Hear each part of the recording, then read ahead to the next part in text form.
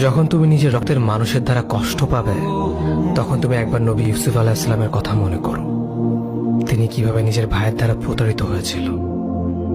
যখন তোমার বাবা মা না বুঝেই তোমার বিরুদ্ধাচরণ করে, তখন নবী ইব্রাহিম আলাইহিস সালামের কথা মনে করো।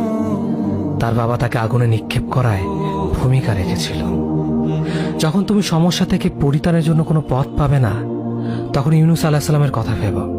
তিনি কতটা সময় তিমি মাছের পেটে আটকা পড়েছিল। যখন তোমার নামে কেউ মিথ্যা অপবাদ ছড়িয়ে দেবে, তখন মা আয়েশা রাদিয়াল্লাহু আনহার কথা মনে করো। তার নামে পুরো শহর জুড়ে কুৎসা রচনা করা হয়েছিল। যখন তুমি অসুস্থ ব্যথার যন্ত্রণায় কাতরাতে থাকো, তখন নবী আইয়ুব আলাইহিস সালামের কথা ভেবো। তিনি ভয়ঙ্কর এক ভাইরাসজনিত রোগে আক্রান্ত হয়ে তোমার থেকে বেশি কষ্ট পেয়েছিল।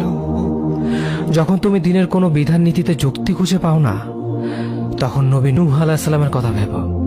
তিনি কোনো প্রশ্ন ছাড়াই মরুভূমিতে নৌকা তৈরি করেছিল।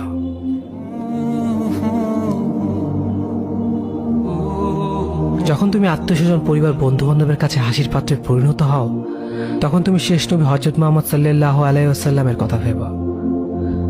রাসূল সাল্লাল্লাহু আলাইহি ওয়াসাল্লাম বলেছিলেন, সবচেয়ে বড় পরীক্ষা দিয়ে সবথেকে বড় পুরস্কার আসে। যখন আল্লাহ কাউকে ভালোবাসেন, তখন তাকে পরীক্ষা করেন, এবং যে এই পরীক্ষাগুলো মেনে নেয়, সে আল্লাহর সন্তুষ্টি অর্জন করে। আর যে অভিযোগ করে, সে তার ক্রোধের পাত্র হয়।